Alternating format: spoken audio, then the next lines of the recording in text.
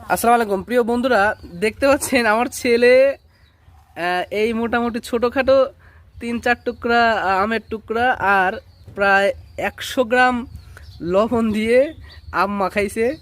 তো কেমনে কি হইলো আমি ওর সাথে কথা বলি, আপনারা সাথেই থাকেন। বাবা সোজা হও, দেখি এদিকে আসো, শোনো শোনো শোনো শোনো, সোজা হও, বসো, সোজা হও, বসো।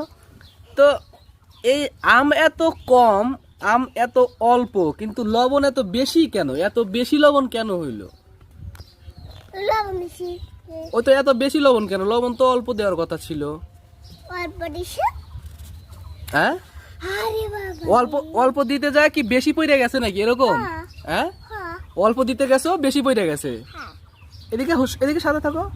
অল্প দিতে গেছো বেশি পড়ে গেছে, তাহলে কার দোষ? তোমার দোষ। আসো, এদিকে আসো দেখি।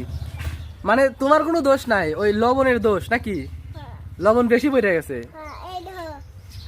গাইস, আপনারাই কর এখন দেখেন, লবণের দোষ নাকি কার দোষ? আপনারা কমেন্ট করে জানায়েন।